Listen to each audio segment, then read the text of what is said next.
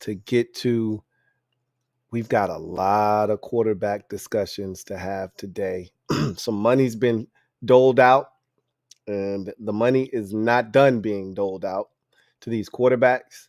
We'll talk about that. I told you about the domino effect of these quarterbacks, and we saw that in full effect yesterday as some of these deals got done. Deadline spur action. We saw action take place and things got done. So we'll talk about all those things and then some. Who got tagged, who didn't. Also, we'll talk about the draft and we'll rank the positions in this year's draft class and talk about where the strength of this year's draft is and so much more on the 318th installment of the Louie T Network podcast that starts now.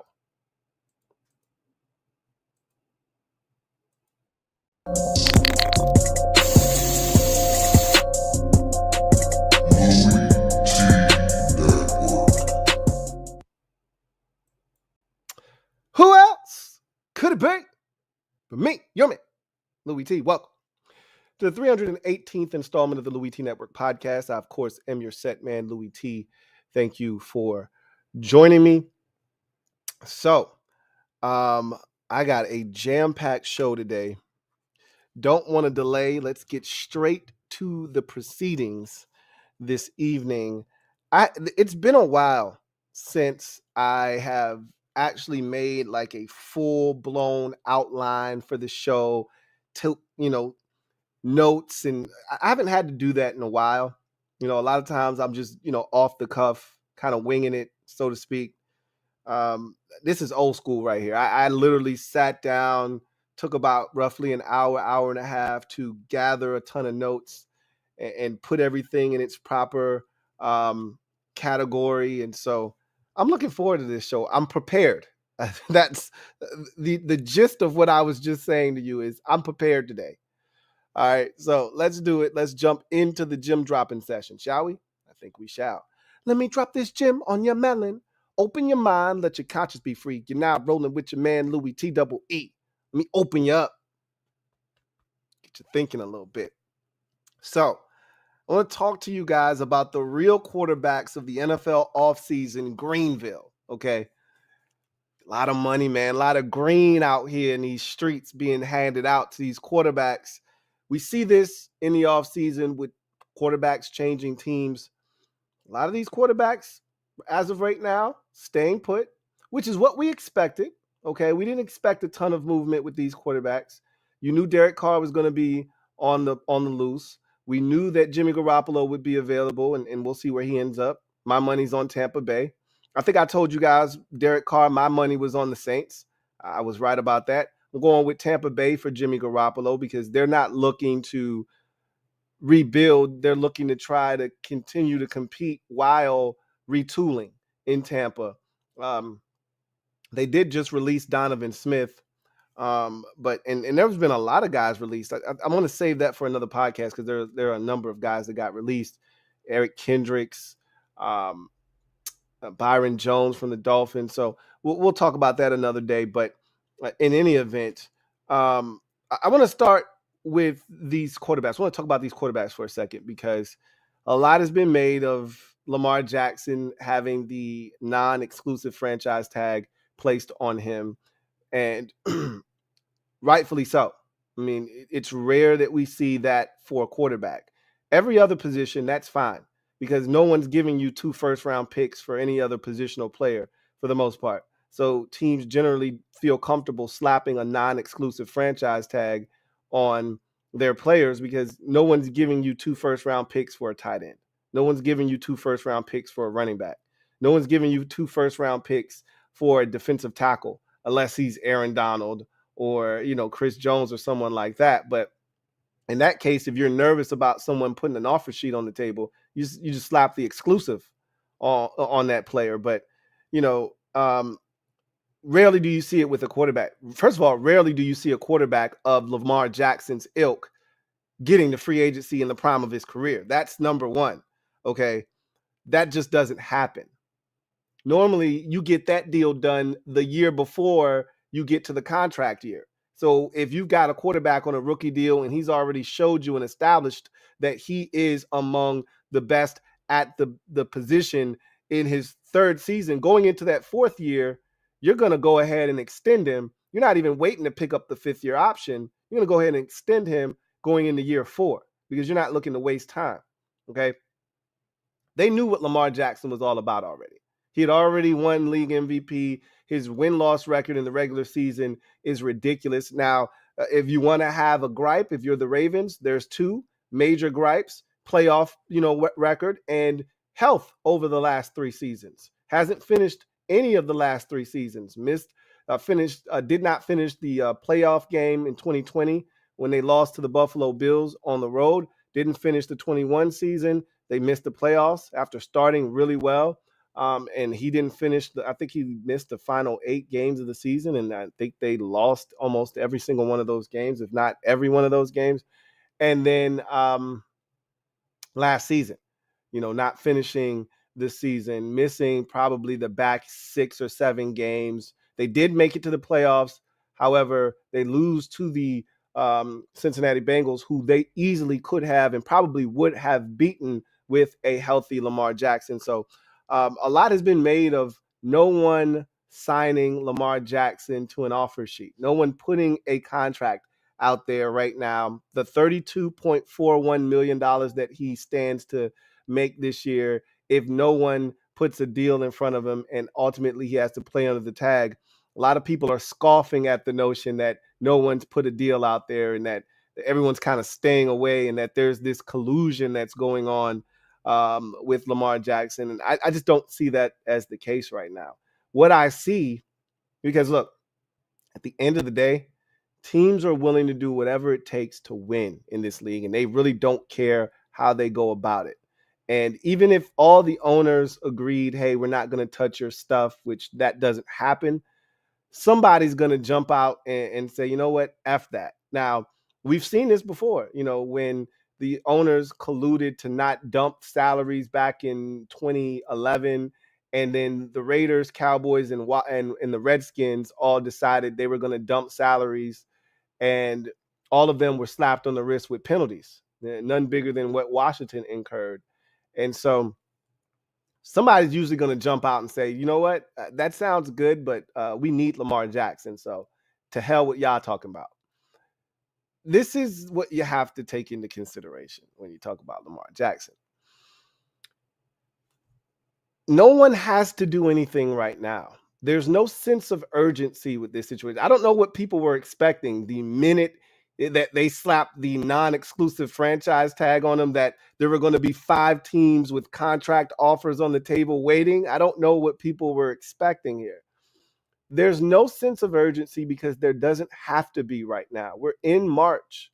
The new league year hasn't even started yet. There hasn't been an NFL draft yet. Everyone's going to wait to see what their situation looks like before they make a move on Lamar Jackson. Because right now, everyone thinks they're getting a quarterback. Carolina thinks they're getting a quarterback in the draft. Atlanta thinks they're getting a quarterback in the draft. Indianapolis thinks they're getting a quarterback in the draft. Houston says, we know we're getting a quarterback in the draft. So all of these teams, the Raiders think they're going to get a quarterback in the draft. Everyone's positioned themselves to get a quarterback, right? And so you don't have to do anything right now because as far as the Falcons are concerned, we're getting a quarterback in the draft. We'll be fine until they don't get a quarterback in the draft. And then they turn around and they look and say, man, that Lamar Jackson looks damn appealing from over here. So I've told you this numerous times, and I'll continue to tell you this every year because it is factual. Deadlines spur action. There's no deadline right now for teams that are looking for a quarterback, especially if you're in the top 10 of the draft. We think 4 quarterbacks are going to go in the top 10 of the draft. If this is true, then you have a shot at getting a quarterback. Is it the one you want? We'll see. Are you willing to make the move to go up and get a guy that you potentially want? We'll see. Again, if you're Atlanta, which would you rather do? Would you rather give those same 2 first-round picks? Now, it's going to cost you a little bit more in draft capital. You're not just going to give 2 first-round picks to Chicago to get out of 1, to have them move all the way back to 8. You're going to have to give up more than just the 2 first-rounders that it would cost to go get Lamar Jackson. However, it's not going to cost you as much money under the cap. So while you may have to give up, 2 first rounders, one this year, one next year, a second rounder this year, a third next year, and maybe a sixth the year after that, and you may have to give up a player or two, you could go get you Bryce Young, or you can get your CJ Stroud or Will Levis or Anthony Richardson or whomever tickles your fancy, and you'll be under a rookie contract for the next 5 years. So if you're a team like Atlanta, would you rather spend your resources going to get the number 1 overall pick and rolling the dice there? Or would you just give up the 2 first rounders, spend a boatload of money on Lamar Jackson and go that route? I think Atlanta's like, hey, we'll see what happens. I'm not discounting anybody. Everybody's, we're out on Lamar. The Dolphins are out on Lamar. The Titans are out on Lamar. And, the Commanders are out on Lamar. And the Falcons are out on Lamar. All these teams are out on Lamar. Okay. It's Lion season. So I choose to reserve judgment on all of those teams who claim that they're out on Lamar Jackson. I really do believe the Commanders are out. However, I don't think they're going to pursue him at all. However, if you're Atlanta, why wouldn't you go after Lamar Jackson? It doesn't make any sense. You got all that cap space. You got nothing out there. There's nothing in Atlanta right now that if I'm a Falcons fan, there's no hope. I got nothing. I'm not excited about Desmond Ridder. I got nothing. You got to give me a reason to believe. So unless you're going to get a guy in the draft, I just don't see. I don't think the Titans are doing anything either. I think they're going to roll with Ryan Tannehill, which I think it's a mistake. I mean, it's cool, but I think if you're the Tennessee Titans and you're looking to hit a home run, you need to do something at quarterback. But maybe now's not the time for you to do that. So all I'm going to say is on Lamar Jackson, just remain patient. If you're Lamar, you're playing the long game. You're not looking to, have this thing be done and over with in 3 days' time. Okay. Everyone's so, ready for something to happen. And I've talked about this, and I talk about this all the time, how we live in a society now that's microwavable. Everything is now. Instant gratification is everything. I need it now. Nobody has to do anything right now because no one's up against it right now. They know that Lamar's there on the tag. He's not going anywhere. They don't have to do anything. Let's see how everything plays out. Let's see how free agency plays out. Let's see how the draft plays out. And if I end up as one of those teams in the game of quarterback musical chairs that doesn't have a quarterback, all right, maybe I then turn my attention back to Lamar Jackson and say, you know what? Those 2 first-round picks sound really good. And again, you could get past this year's draft. Maybe you're not interested in giving up your first rounder this year, but you'd be more than happy to give it up next year and the year after that because you expect your team to be much better with Lamar Jackson at quarterback. You say, hey, because everyone's mindset when you trade for a quarterback, no one expects to be a bad football team when you trade for a quarterback. That's the last thing on your mind. When the Los Angeles Rams traded for Matthew Stafford, the last thing they thought they'd be doing was forking over a top 10 pick, which is what they've essentially given the Detroit Lions this year. The Lions are what, 6th? They didn't think they'd be anywhere near that once they got their hands on Stafford. Now, granted, they've won a Super Bowl already, so that trade is already paid for itself. However, they never thought they'd end up with the 6th pick at any point during Matthew Stafford's tenure there, especially while they were still on the hook for first rounders. Maybe at the tail end of his career in LA when he's just barely hanging on. Yeah, maybe then, not his second year in LA. You think the Denver Broncos, when they traded their pick last year to the Seattle Seahawks, you think they thought Seattle had the 5th pick in the draft this year? Hell no. They were thinking, we're going to win the Super Bowl. The Buccaneers won it 2 years ago. The Rams won it. We're going to win it this year. You're going to get the 32nd pick in the draft. You're going to get the 31st. You're going to get the 30th, the 29th pick in the draft. Got the 5th pick in the draft. So a team like Atlanta, may end up not getting anything at the quarterback position, in free agency, in the draft, and look up and say, you know what? We'll give you our 2 first rounders for the next 2 years. We already made our first round pick this year. We didn't want to give that to you.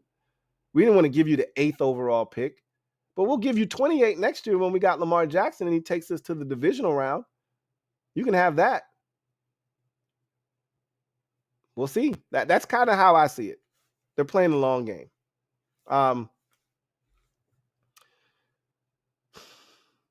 Daniel Jones. Danny Dollars. Where them dollars at? Where them dollars at? Oh, where them dollars at? Danny Dollars. 4 years, $160 million for Daniel Jones. Oh, I miss Daniel. 82 of it guaranteed. And there's a chance for him to make another $35 million in incentives. So essentially, it's a $40 million a year deal. So AAV, which is average annual value. For those of you who hear that term out there, AAV, average annual value, $40 million for Daniel Jones, which is what the Giants wanted it to be closer to, 40. And Daniel Jones and his camp wanted it to be closer to 50. They were looking for $49 million. So the compromise was, hey, 4 years, 160, which is the 40 that the Giants wanted. They probably wanted less, but they knew they couldn't get it any lower than that. And then the $35 million in incentives, if you kick it up to that, would get you to your $49 million per year, right? So, it's a lot of money for Daniel Jones, man. But we say this every year, and it's not going to change. So we can stop having that's a lot of money for fill in the blank quarterback. We've talked about there's no middle ground anymore for signing a quarterback. Either you're going to spend a hell of a lot of money or you're getting a retread bridge backup type quarterback. Tyrod Taylor, Teddy Bridgewater, Jacoby Brissett, one of those types of guys. Either you're getting one of those guys on a 2-year, $17 million deal, 1 year, $9 million or $11 million with incentives that can kick to 15, or you're signing someone to a $40 million a year type deal. There's no in between. The closest you're going to come is the deal that Derek Carr and Geno Smith just signed. We'll get to those two in a second, but good for Daniel Jones. A lot of people didn't believe in him, including myself. And he had a hell of a season this year under Brian Daboll. What a difference a coach makes. We saw this with Jared Goff. Remember, everyone thought he was terrible, and people were using the B word after year 1 with Jeff Fisher there. You get Sean McVay in there, and just like that, Jared Goff turns into a big-time quarterback, takes them to the Super Bowl. What a difference coaching makes. I can't stress that enough. Daniel Jones looked like a totally different quarterback last year with nothing around him. And I think that's more than anything else is what got him the deal, is the fact that he was able to drag a carcass of an offense to the playoffs and then went and played the best game of his career, probably his life, against the Vikings in the playoffs and won a playoff game on the road. If they were on the fence about him, that playoff performance probably sold them. And no one wants to be out on the streets. I already told you, it's a cold, cold world out there. Don't find yourself out on the streets, man. It's cold out there, man. And I'm telling you, those hallways, every hallway got some crack in it. Don't get trapped in it. You got a QB, hold on to what you got, okay? May not be the best thing, which is what the Titans are saying. Look, I could be worse. I could be out here really bad in these streets. It could be a lot worse for me. I'll hold on to Ryan Tannehill. Thanks. All right. I get it. I don't love it, but I don't hate it. That allowed them to franchise tag Saquon Barkley, which is what I was referring to by deadline spur action. Because they didn't want to lose Saquon Barkley, they had to get a deal done with Daniel Jones. If the franchise tag deadline wasn't yesterday, they still would be trying to work out a deal with Daniel Jones. They didn't have a choice. Okay. The flexibility was no longer there. They were up against a hard deadline. Either you're going to franchise tag Daniel Jones because you didn't work out a long-term deal and risk losing Saquon Barkley, or you're going to get this long-term deal done with Daniel Jones so you can franchise tag Saquon Barkley and have him on the roster next year. It was an easy decision to make. Get the long-term deal done with Daniel Jones so that you can keep Saquon Barkley on the roster, and that's what they did. So no more Danny Dimes. It's Danny Dollars. Where them dollars at? They with Daniel Jones. That's where they at. How about Aaron Rodgers? Had discussions with the Jets about a potential trade. So the Jets reached out to the Packers and Aaron Rodgers. They've discussed with both parties about potentially making a deal. Something's going to get done there. I've already stressed to you that the Packers are moving on. They got to figure out what's going on here with Jordan Love. They can't wait any longer. They need answers. And so they're going to trade Aaron Rodgers. Now it's about figuring out how you're going to work out this deal, because I think Green Bay's still looking at Aaron Rodgers like a massive commodity that I want a first-round pick for, and the Jets are like, whoa, wait a minute. Hey, come on now. Let's be reasonable here. He's not the Aaron Rodgers of old. He's just old Aaron Rodgers. Let me get him off your hands for a second and a third, and let's call it even, man. And that third can turn into a second next year. The old Carson Wentz deal. How about I throw in a play or two just to smooth off the edge a bit? Take a little bit of that edge off. We'll see how that gets done and what kind of a bargain the Packers drive there. Here's the kicker, though. And we've already talked about Aaron Rodgers making the claim that he would restructure his deal. But currently, as his deal is constituted, he's set to make $60 million in 2023. I did not stutter. $60 million,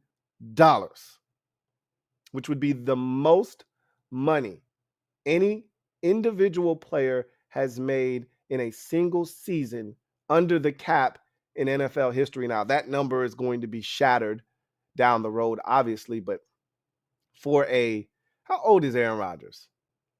He's got to be pushing 40 now, right? He's got to be 38, 39, somewhere in that neighborhood. I don't think he's quite 40 yet. But for a quarterback pushing 40, who had all kinds of injuries and ailments last year, who couldn't drag his team across the finish line after getting a gift in week 18 to make the playoffs, I'd say that's a hard conversation to have and a bitter pill to swallow. That's a horse pill there. You can't swallow it. $60 million for Aaron Rodgers?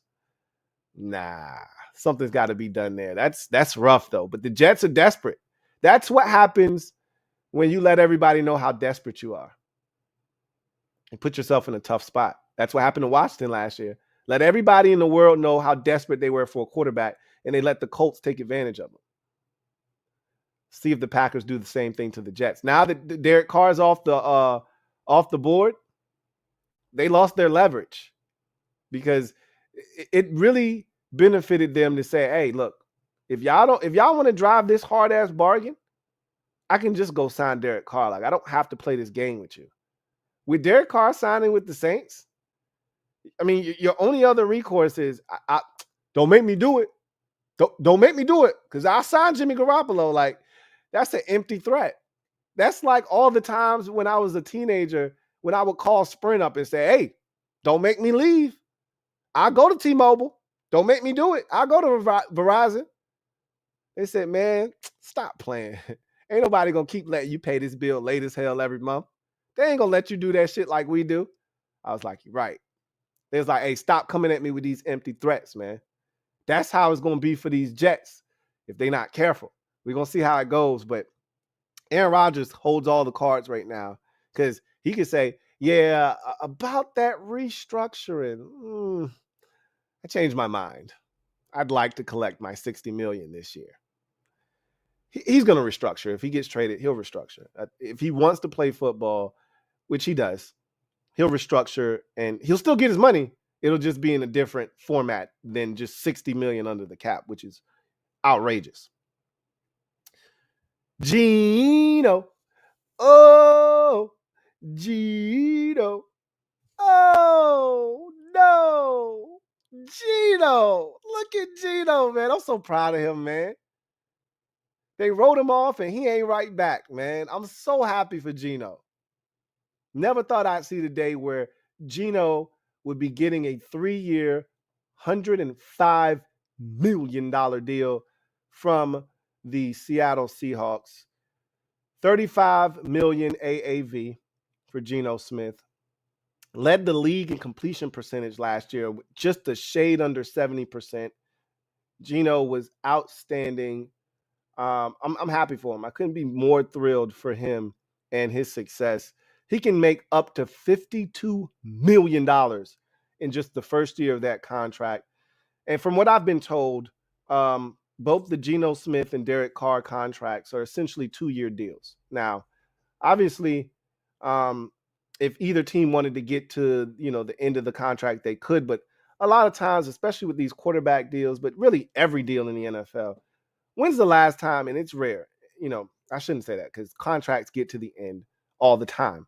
But the really big ones generally don't. Like Derrick Henry's going into the last year of his second contract that he signed with the Titans. I think it was like, what was it? 3 years, 36, 37 and $38 million, something like that.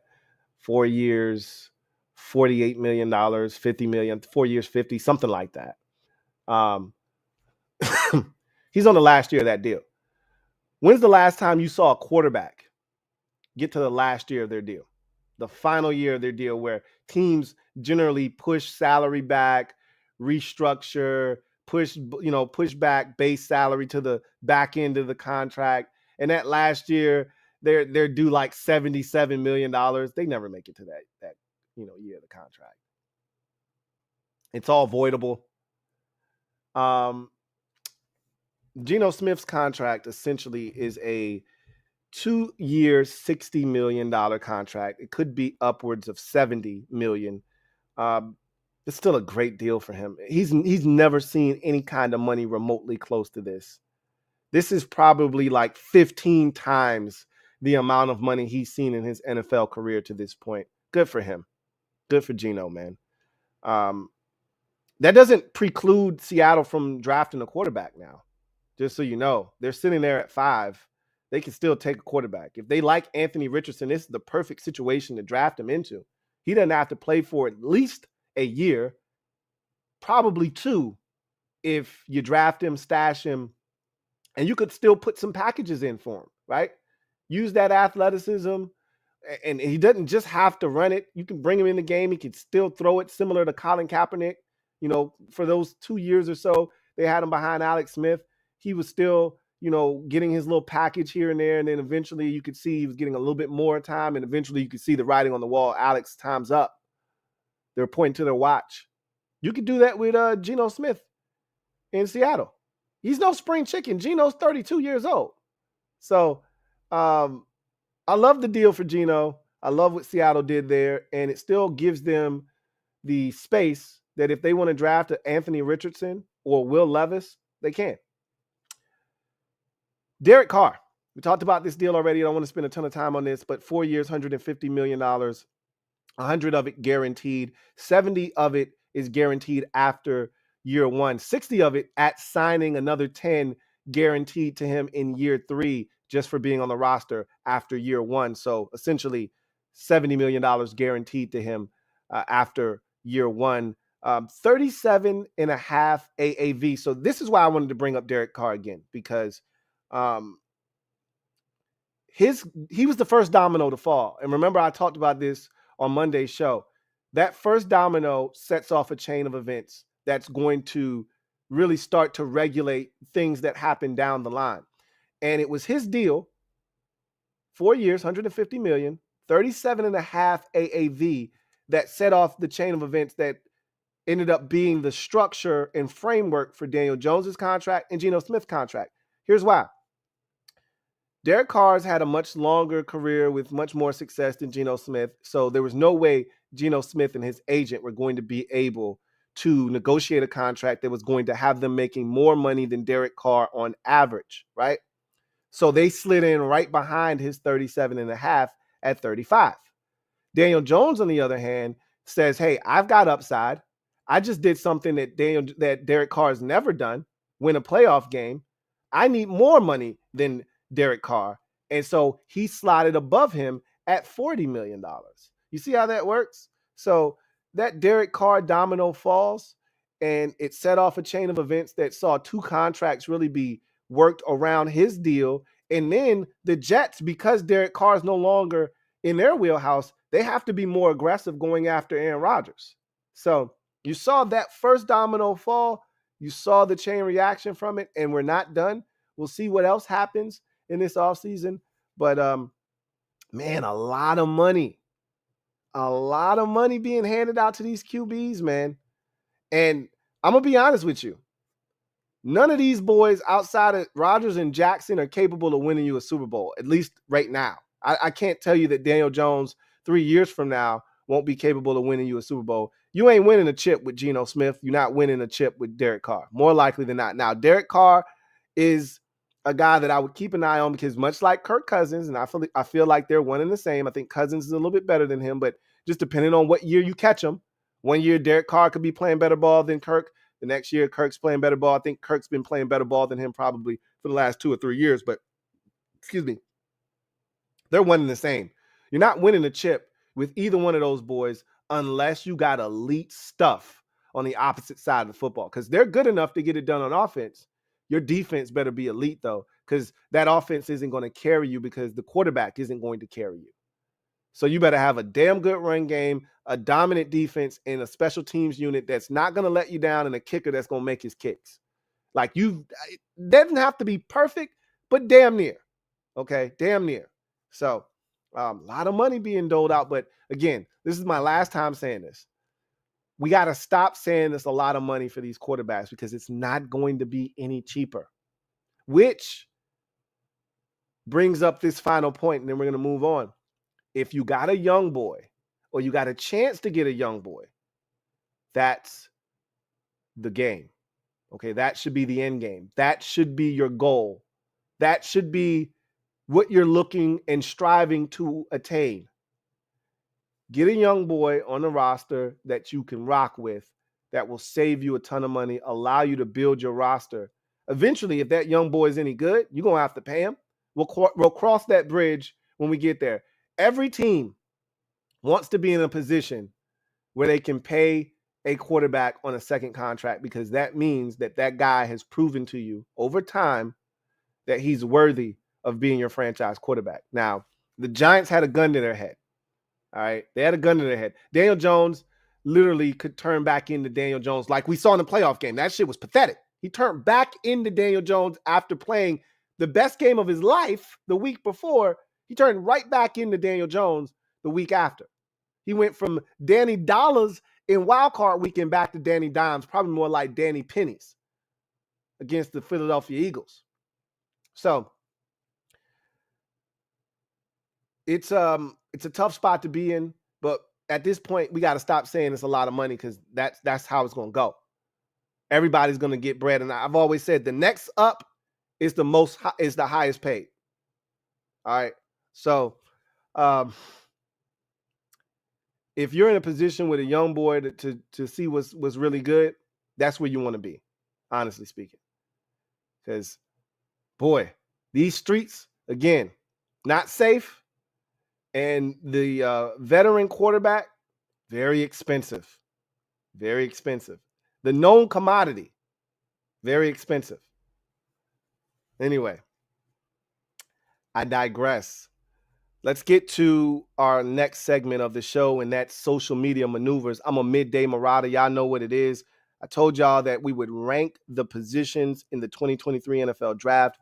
After having a chance to take a look at the combine and assess the talent that was on display, also factoring in the guys that did not perform in Indy, but knowing what talent they bring to the table, factoring that in as well, I was able to comprise a list of all what are they? 11 positions? 1, 2, 3, 4, 5, 6, 7, 8, 9, 10. 10 positions. I guess 11 if you count specialists, 12 if you separate punter and kicker, long snapper. No one does that. They're specialists. You throw them in one big melting pot. But I took the 10 positions and I came up with a list. And when I feel listy, I start listing things. My lists are always comprised of 7 items. So let us begin ranking the positions in the upcoming 2023 NFL draft. Start with number 7. 7 being the weakest position, 1 being the strongest position. 7 is the position of safety. It is a very, very underwhelming class of safeties this year. Nobody is remotely close to the first round unless you are considering Brian Branch of Alabama as a safety. The league is spoken. He performed at Mobile as a corner, which he is a nickel corner, and most of his snaps in college came in the slot as a nickel. So you can call him whatever you like. If I'm Brian Branch, I want to make this known right now for everyone. I am a cornerback, not a safety. So when it comes time to pay me, you're not looking at me and comparing me to safeties. You're comparing me to corners so I can get the most bread that I can possibly get. That said, if you take Brian Branch out of the mix, they're in a guy that is remotely close to the first round. You could easily go the first 2 rounds without hearing a safety have their name called. That is how weak this safety class is this year. Now, again, doesn't mean you can't find a gem somewhere in the mix. It just means it's not a top level, high level talent group, and the depth isn't terrible. It's not great though. So that's one of those positions where you just push it down the list of items like, hey, I'll double back and get one of those later in the 3rd, 4th, 5th, 6th, somewhere in there. Let me get all the shit that might run out. Let me get mine first, and then I'll double back and grab one of these safeties at some point. Nobody's going to be fighting over the safety position. That's for sure. So checking in at number 7, safety position. In at number 6, the defensive line, specifically the interior defensive line. It's not a great group. Now, it's held up, and the reason that this group probably isn't last is it's held up by guys like Jalen Carter and Brian Brzee. Those guys are first-round picks, and because the talent is so great with players like that, that's going to hold up that position. But the depth on that defensive line, the interior of the defensive line, is not great. Again, much like last year, this is second year in a row. Unlike last year where you could argue this year the best player in the draft pound for pound is Jalen Carter. That wasn't the case last year. You had some solid defensive, tackles that went in the first, and you had a number of them that went in the first round. But after that, you fell off a cliff. There's no such thing this year. You got 2 dudes in the first round. There's some guys that probably you'll hear their name called in the second round, but the overall depth and talent at interior defensive line isn't great in this draft. Again, if you need a defensive lineman and interior defensive lineman for the second year in a row, you better act fast while supplies last. Because as you get later into the draft, it's slim pickings. And it's going to happen quick. Checking in at number 5, the linebacker position. And it seems like the linebacker position is in this mix, right in this same area almost every year. Either it's extremely top heavy like the year we had the two Devons, Bush and White, and then you didn't really have anything else after that, or there's no one that you even think about taking in the first round, and then you start to see them come off the board in the second and the third, and then there's a little run on them as you get to the mid rounds and things of that nature. This year's draft is probably closer to that. There are no elite linebackers. I don't think you're going to hear a linebacker have its name called in the first round. Somebody could sneak into the back end of the first round, but I don't think that's going to be the case. Nobody went to the combine and blew it up. That was already a household name. That's what it's going to take.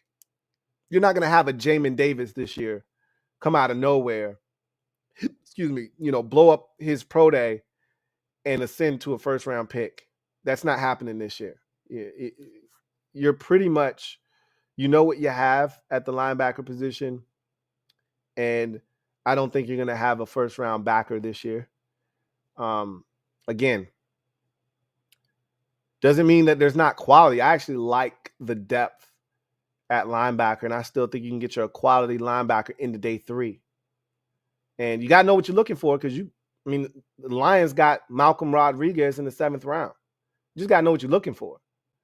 But linebacker for me, 5th on this list of positions in the 2023 NFL draft. There's some quality guys, but you move to number 4. It's wide receiver and offensive line. So those two positions check in at number 4. I was very, very underwhelmed by the offensive line. And it's a solid group. It's not top heavy with talent. There's no standout tackle in this year's draft class. There's no, Peter Skoronski might be a dominant guard, but he's still listed as a tackle. Someone will have to draft him. And much like we saw with Elijah Vera Tucker, he's probably going to get drafted and moved inside to guard. And we've seen that the last 3 years or so. I think Elijah Vera Tucker was 2 years ago with the Jets. Last year, the Cowboys drafted Smith and then kicked him inside, only to have him have to end up playing tackle due to injuries. That's a long established tradition in the NFL. Laramie Tunsil was drafted by the Dolphins, kicked inside the guard initially, then moved outside the tackle. So you see that with these tackles sometimes, is they get kicked inside the guard only to have to go back outside and play tackle anyway. We'll see what happens, but it's not an overly talented group in terms of elite talent. Doesn't mean you won't find a gem in the first, in the second, in the third, in the fourth, in the fifth. Some good offensive linemen, but a lot of people were comparing John Michael Schmidt to Creed Humphrey in the draft last year for the Chiefs. And then you look at them athletically side by side, and it's not even close. Creed Humphreys buries him. You know what I'm saying? So you want to get excited about some of these guys, but then you look at them athletically, and again, that's not everything. One of the better guards in this year's draft class, Osiris Torrance, he's not a great athlete. I feel like he's going to struggle against elite level talent in front of him that have elite level quickness will give him problems. Jalen Carter, and again, it's Jalen Carter. All right. He's a dominant force inside. So I want to make sure I'm clear on this. There aren't 10 Jalen Carters in the NFL right now. There are a lot of good interior defensive linemen, but there aren't 10 guys with the talent and the skill set of a Jalen Carter in the league. So you won't be seeing that every week, but you'll be seeing some guys that are right under him from a talent perspective inside as defensive tackles that have just as much quickness as he does, maybe not as much power, but just as much quickness. He's going to get his ass kicked. And he's one of the best guards in this year's draft class. It's just an underwhelming group, if you ask me. Wide receiver, same thing. Okay. If Addison if Jordan Addison is your best receiver in any given draft class, then that means it's a down year for the receiver position. And that's no knock on Jordan Addison. He's a first round type of receiver, but he's mid to late first round type of wide receiver. He's not better than the pick the Commanders made last year. What was it, 17? When they took Jahan Dotson. He's not better than Jahan Dotson. Much rather have Jahan Dotson than Jordan Addison. And he's the best they have to offer. Jahan Dotson was the 4th receiver taken last year. Jordan Addison could be, he may not be. Johnston out of TCU might be the first receiver taken. People go goo gaga over size and speed. So if he goes to TCU's pro day, runs what we think he's capable of running, which is a 4.3 something, low 4.4s, with that size, he might be the first receiver off the board. Because you can't teach size. But in any event, it's a down year for the receiver group. Now, Smith and Jigba is a, route savant. And we saw what one of those coming out of Ohio State did in the league last year. Hell, we saw 2 of them come into the league. But the difference is those 2 could run last year. All right.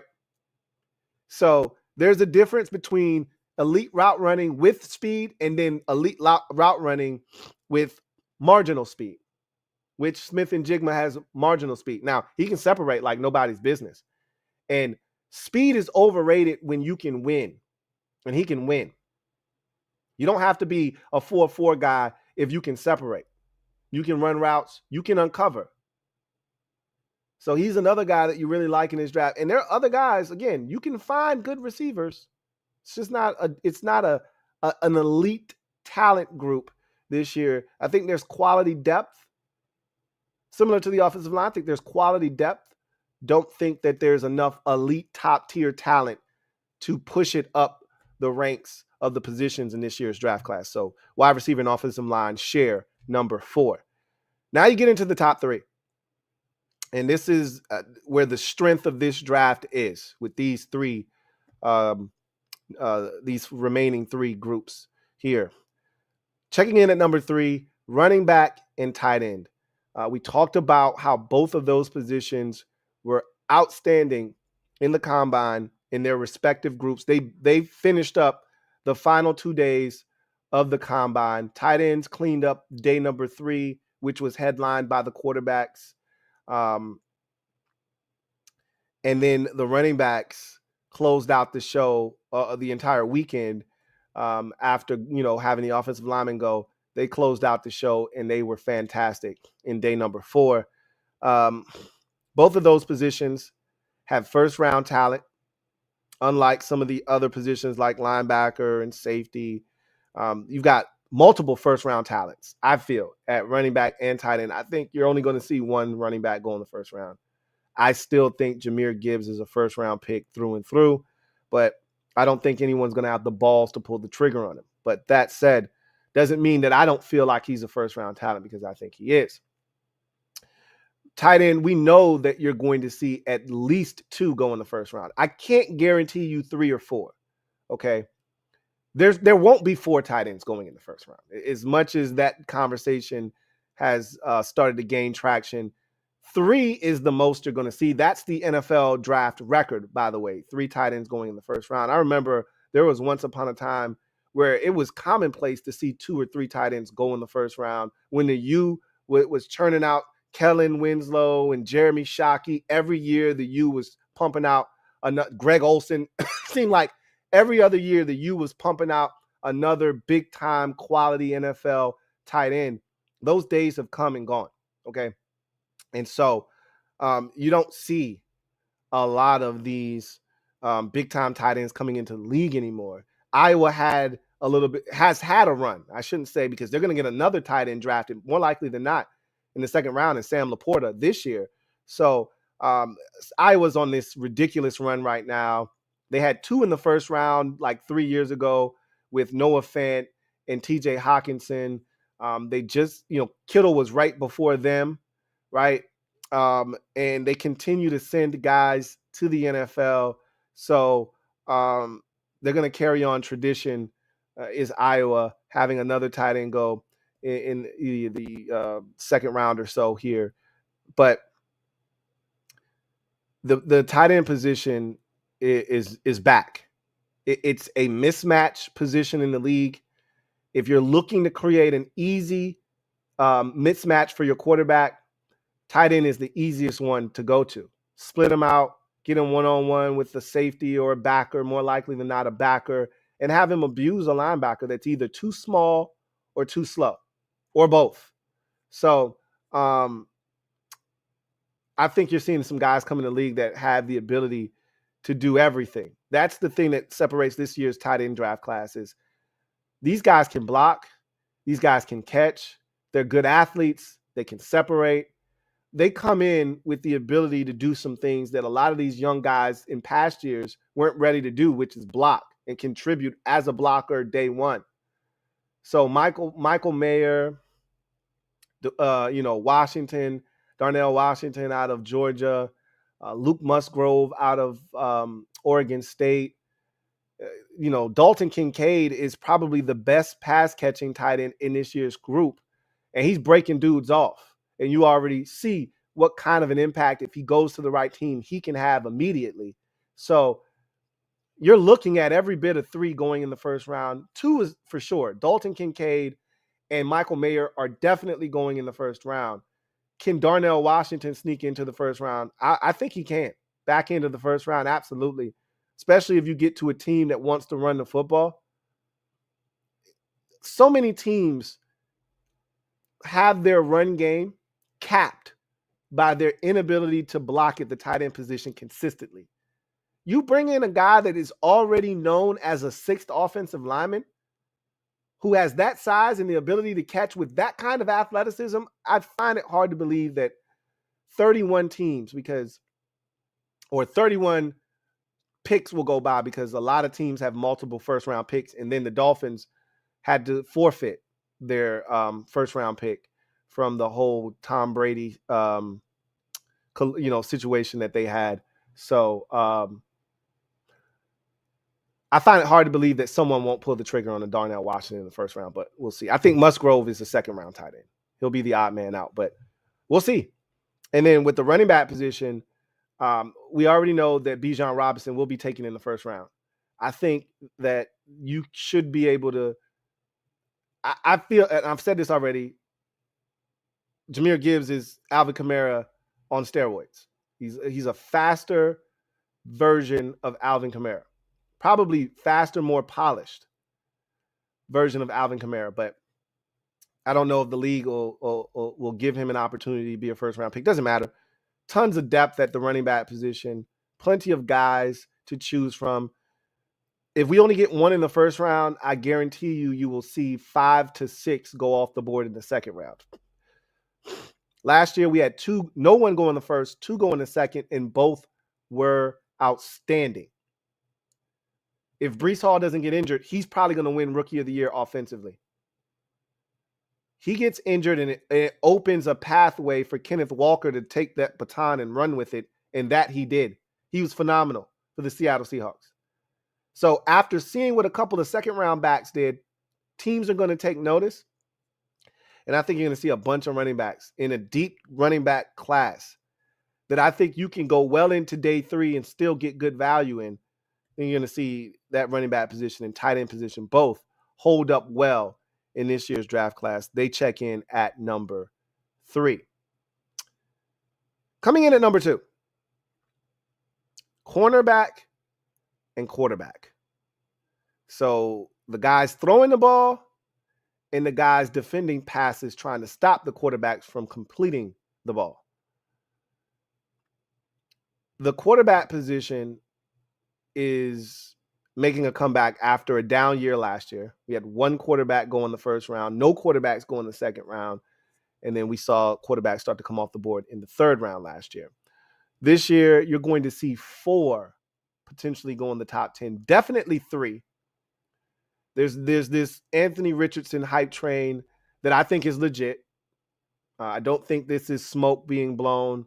I think that teams really see the upside there and they're mesmerized by it.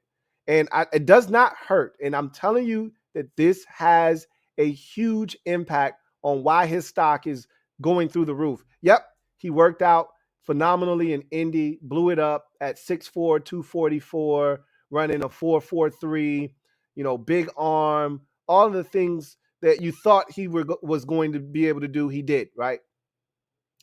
But it's Jalen Hurts' ascension to NFL superstardom potentially. He's not there yet, but he's on the fast track. If Jalen Hurts has a similar season to what he had last year, he's an NFL superstar. In an NFC that right now is quarterback deprived, Jalen Hurts may be the one shooting star that the conference has right now. Okay? Now, he's got to follow up what he did last year with another season, and he's lost his offensive coordinator, and we'll see what kind of moving parts happen up front. Will he have Jason Kelce back at center? Will that offensive line still be as good as it was? We'll see, all right? We'll see how everything goes. However, his ascension, after we questioned whether he could be a pocket passer just a year ago, we were questioning him all year, last year, into the regular season, and then probably 7-8 weeks in, we were like, okay, we got to get off of that train. That ship sailed. This man's a bona fide stud. And it happened just like that. He went from a guy that the Eagles were preparing to move on from. They were stockpiling first-round picks to put themselves in a position in this year's draft to go get the quarterback that they so desired. They were kicking the can down the road to make sure that they had all the ammunition it was going to take to get him a quarterback. And then they ended up not needing all that ammo because they got their guy. And it happened so rapidly. You'd be a damn fool to think that that didn't have an impact on how people view Anthony Richardson. I'm hearing all this crazy stuff. He's Josh Allen, Mahomes, and all of this all rolled in one. What? What? Slow your roll, okay? Pump your brakes and drive slow, homie. Drive slow. He's a tremendous athlete. He's got a lot of talent. He is nowhere near Patrick Mahomes. I don't even think he's Josh Allen. Let's just start with Cam Newton. Let's start with Cameron Newton first, and let's graduate from there, okay? Let's graduate from there. We could see 4 top 10 quarterbacks. After that's done, you could still see another 2 quarterbacks go in the second round. Definitely Hendon Hooker's going in the second round. I see him as a Jalen Hurts, type of projection where someone says, hey, not really drafting you to start. Just feel like you could be a quality backup for now. And then we'll see what happens as time progresses. We'll see where the other quarterbacks in this draft end up. But it's an intriguing group. And I've already said, I think you could see upwards. They're at a bare minimum, 10 quarterbacks are being drafted this year. 10. Bare minimum. I think you're going to see 12 or 13. That's a robust number for a position that usually is around 8 or 9 quarterbacks drafted. In a good year, 8 or 9, 10 max. 10 is the floor this year, with 13 being the ceiling. I mean, I don't even want to put a ceiling on it. Because you can see 14, 15 guys get drafted. I don't think that's going to happen. But quarterback is definitely a premier position this year. And then corner. This, for all intents and purposes, was a cornerback-heavy draft. This is one of those years, and we saw this maybe like 2-3 years ago, where we saw like 6 or 7 corners go in the first round. You got to defend these receivers that are coming into the league, right? And so everybody's looking for their, Sauce Gardner. Everyone's looking for their Trayvon Diggs that you can find in the second round. Everyone's looking for their guy. Because if you don't have any corners, it's going to be hard. I won't say you don't have a chance, because if you can get after the quarterback, it'll lessen the blow of not having corners. But eventually, that quarterback's going to have some time, and you're going to get cooked. You got to have corners, man. and it's a passing league.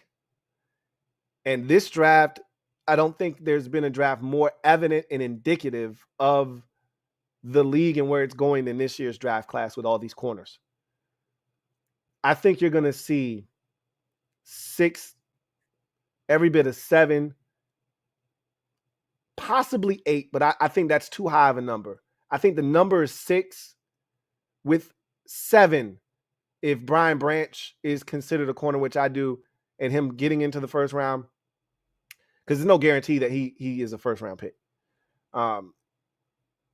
If he sneaks in, I think you get 7 corners. But between Devon Witherspoon, Christian Gonzalez, Joey Porter Jr.,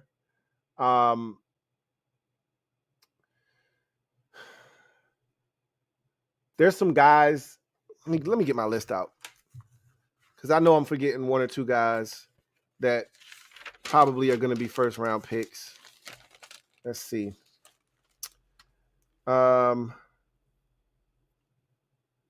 Kaylee Ringo is going to be a first round pick. That's 4. I think Deonte Banks probably snuck his way into the back end of the first round. That's 5. And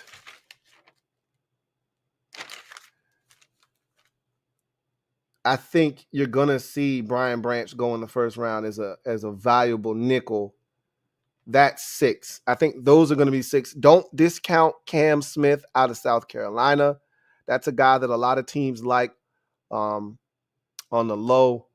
There are a couple of other guys that could easily sneak into the first round. I don't think Clark Phillips III is a first round pick, especially with him. I mean, the 5'4", the 4.51 isn't super slow, but it's not. Emmanuel Forbes is another guy to keep an eye on. I think he could sneak into the first round. That size, that ball, those ball skills, that speed. Yeah,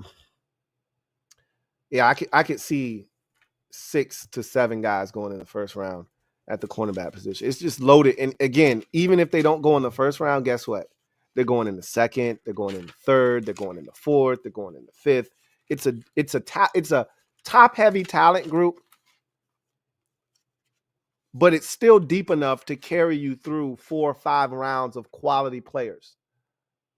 That's why it's so high on the list, because it starts strong and it just continues throughout the draft. So, quarterback and cornerback come in at number 2. Let's recap the list before we get to the strongest position in this year's draft class. Number 7, the weakest position, is safety. Number 6 is the defensive line. Number 5 is linebacker.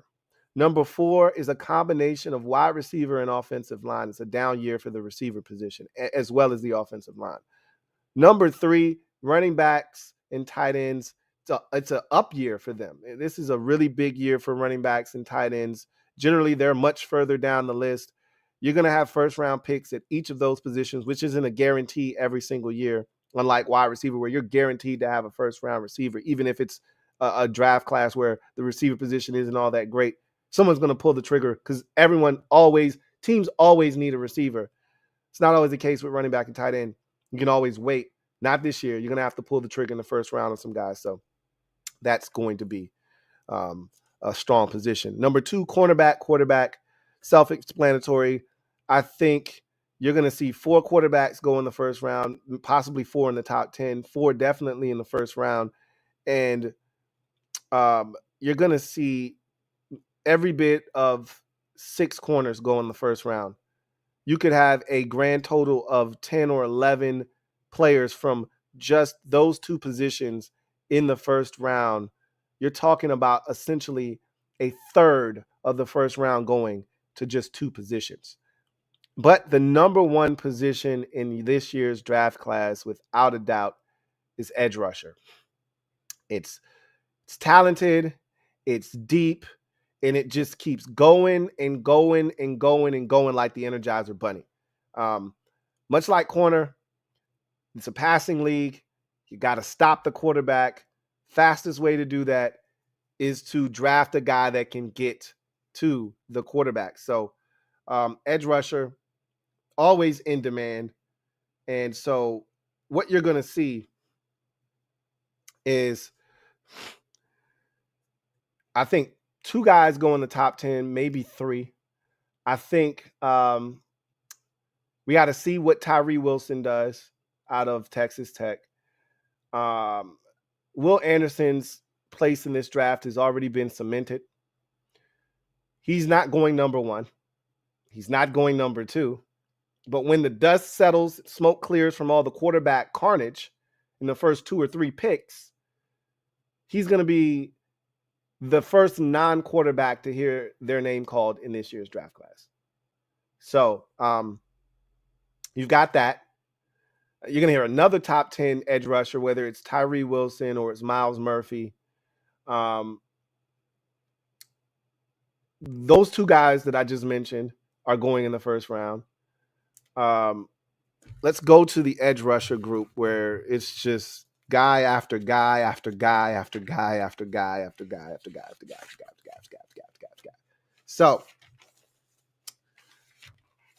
you're going to have those guys that I mentioned already go in the first round, those 3 in particular. Nolan Smith out of Georgia could easily sneak into the first round.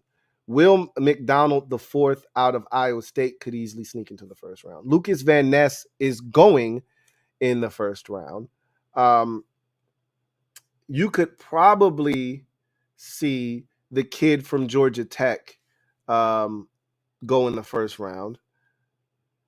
I'll stop there, but you just, there could be 1 or 2 more guys that I'm not even considering as first round picks that could ultimately go in the first round. But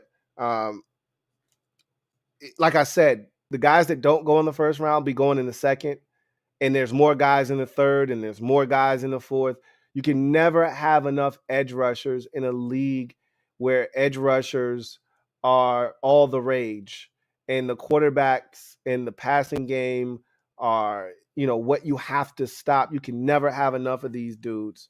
When you got guys like Double A at 6'2", 282, running a 4.49, guys like him are getting pushed up into the second round. It's a one wave after another with these edge rushers. Robert Beal Jr. out of Georgia, probably going to be a guy that probably sees his stock rise a bit, mid-round draft pick, sliding up draft boards.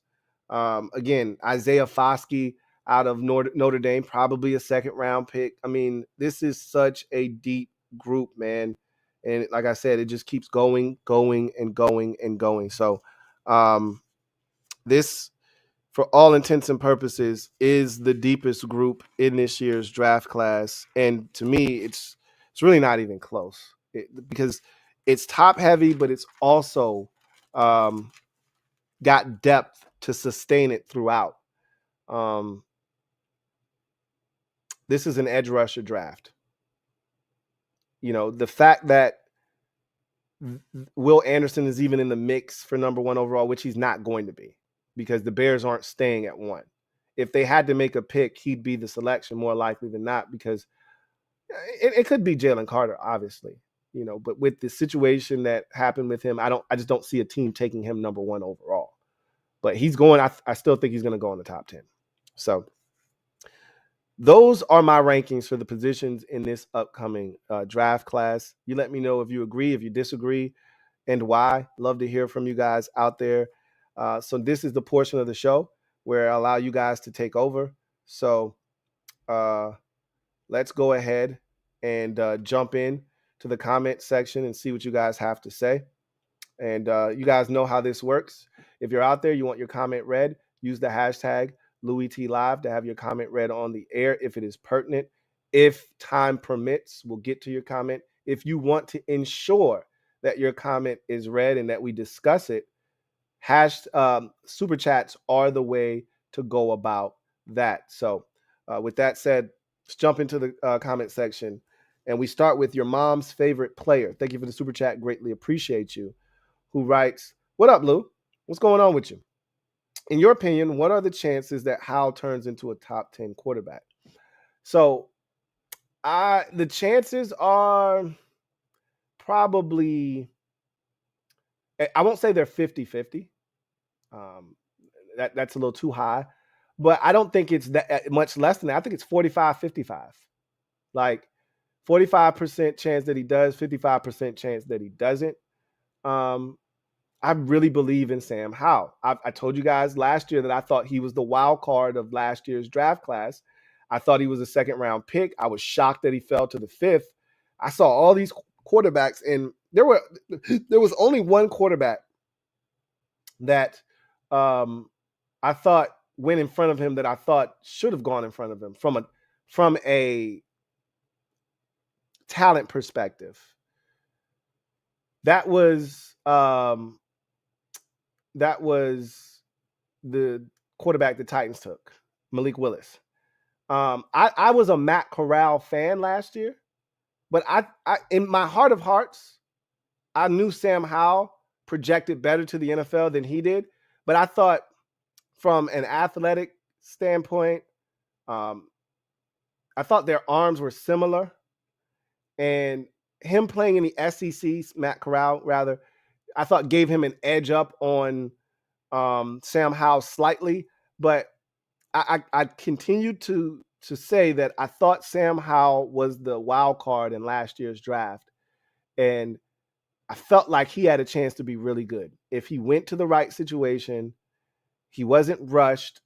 Honestly, and it's not often that we say this, Washington was a really good spot for him. Now, it sucks that he won't be, in the same offensive system that he was as a rookie, because that familiarity and that comfort would have really, bode well for him going into year two. However, not having to play last year was a blessing until week 18.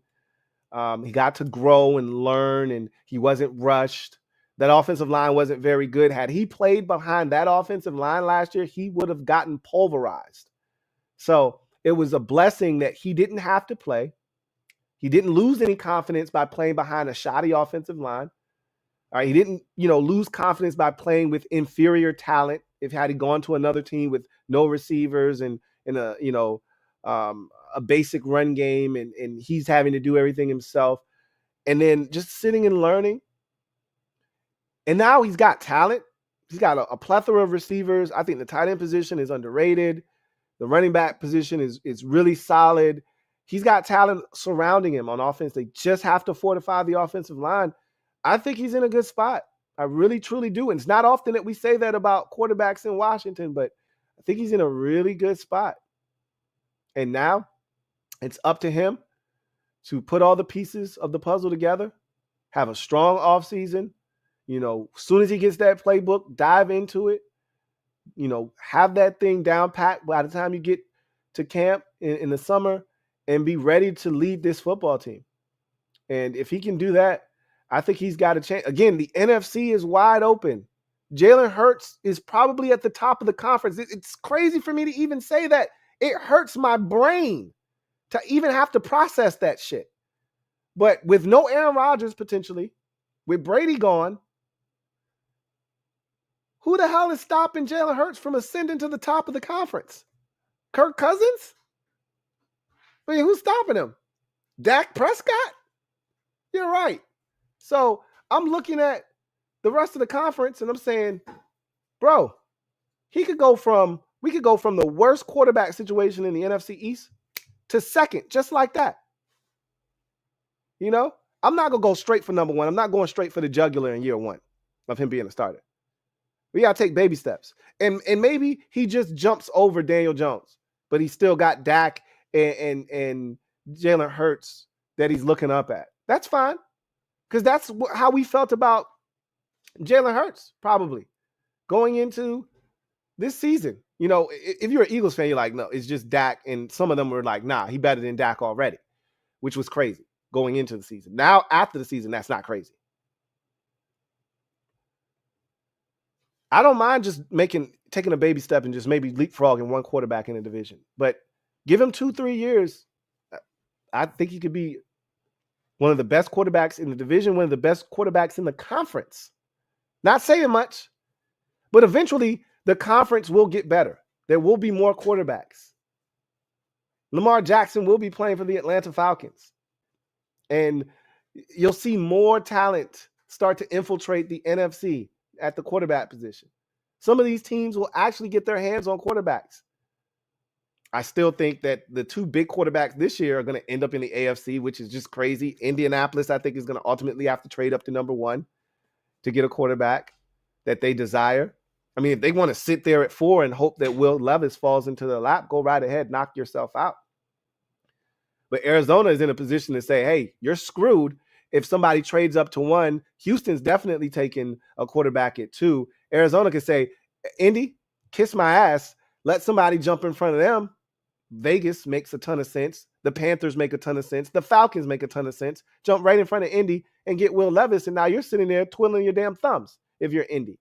So I think Indy's just going to say, to hell with all of that. Just go to number 1, get our guy, probably CJ Stroud. Houston will take Bryce Young gladly because that's who they have on their board as number 1 anyway. And then the draft can begin at number 3. And so for me, I still think both of those quarterbacks go to the AFC, believe it or not. So it might be a while before the NFC is on the incline at the quarterback position. So I think Sam Howell's got an opportunity. The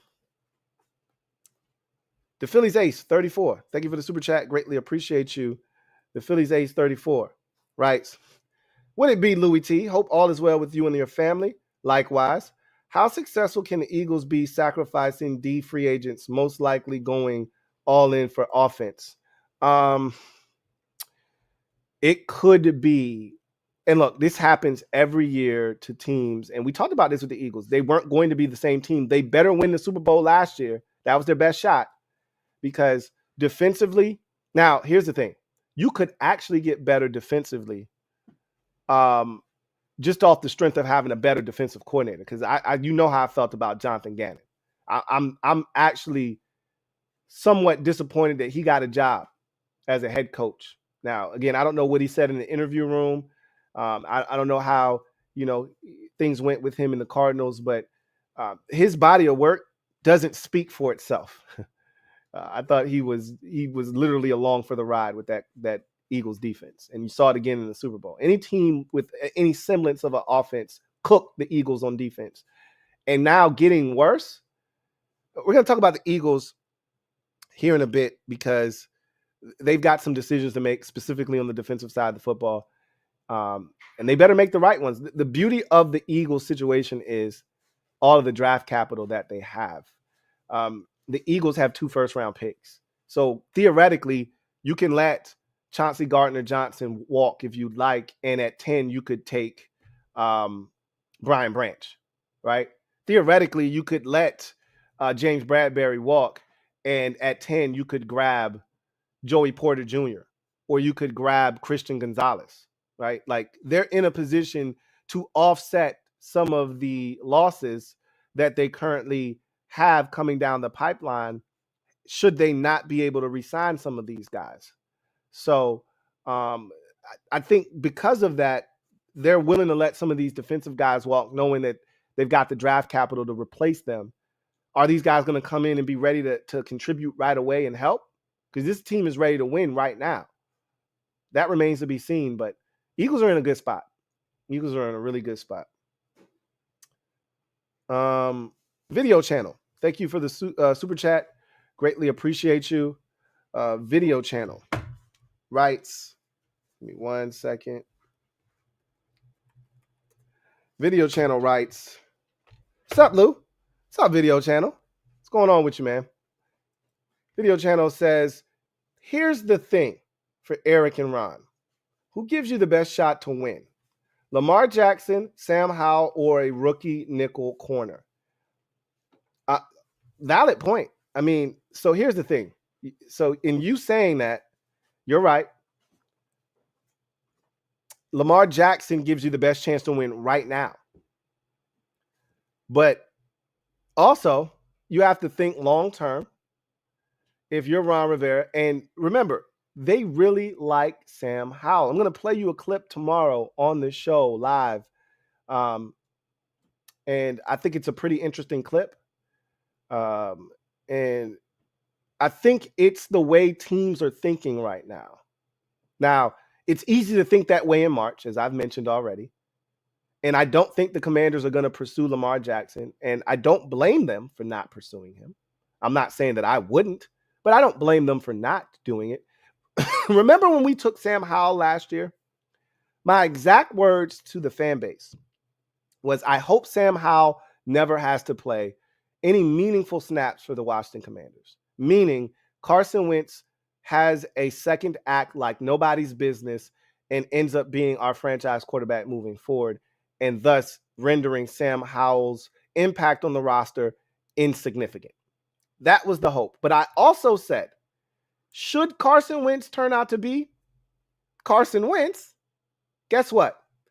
We won't find ourselves in the quarterback malarkey that will go on next year.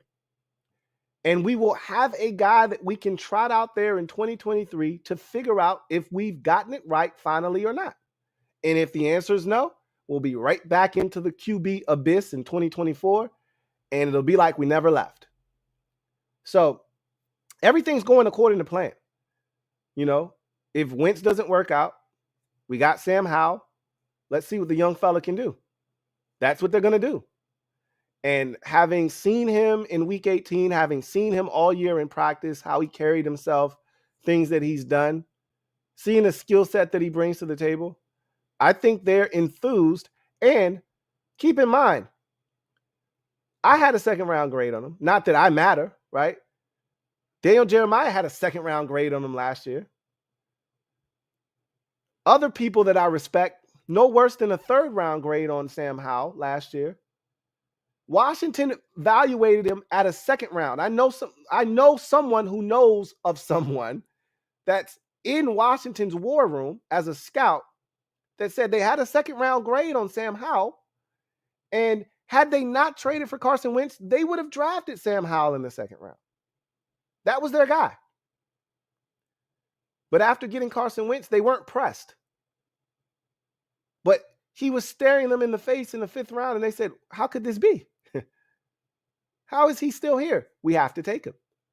So I get it. Lamar gives you the best chance to win. There's no ifs, ands, or buts about that. But they're playing a long game. How do you hold on to 3/4 of your defensive line? How do you hold on to, all of your defensive linemen? There's only one way that you can do that.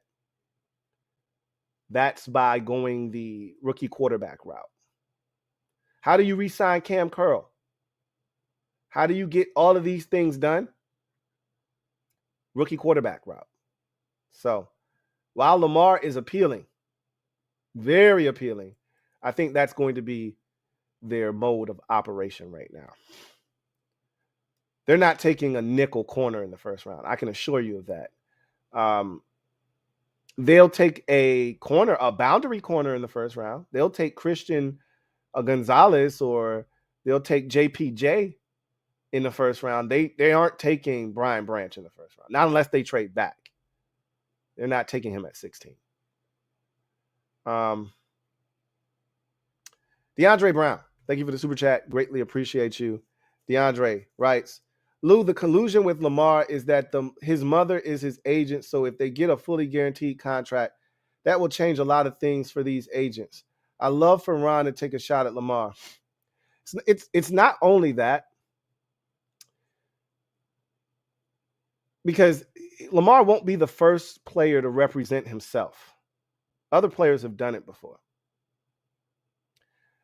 And, having your mom represent you, just keeping the money all in the family. Instead of giving the agent 3%, you give that 3% to your mom, right?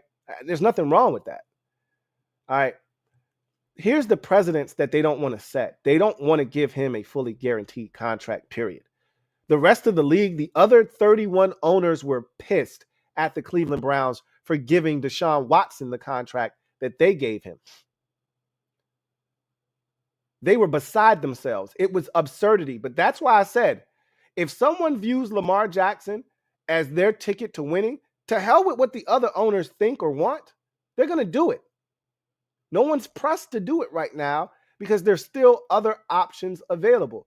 As soon as those options dry up, that's when they'll come back to the Lamar Jackson table and sit down and bang out some numbers and see what they can get done.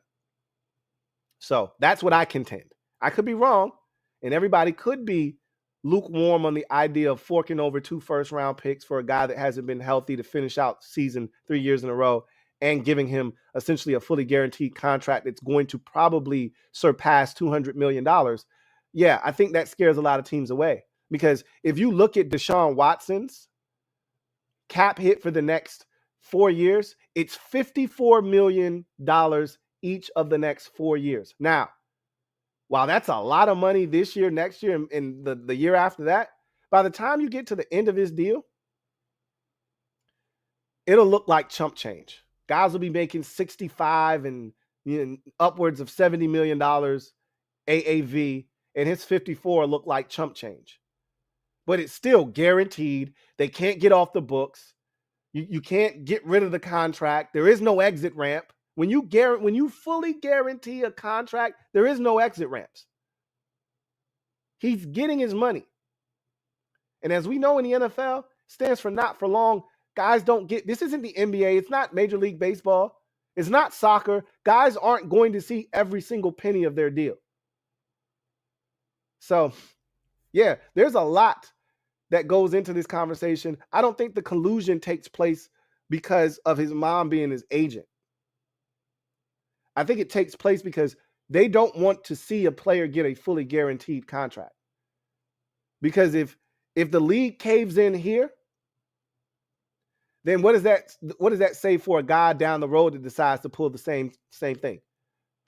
It doesn't bode well for the league, and they don't want to have to deal with that. So I think that's where the collusion could take place. These other owners banding together and saying, we can't let what happened in Cleveland happen again. We'll see.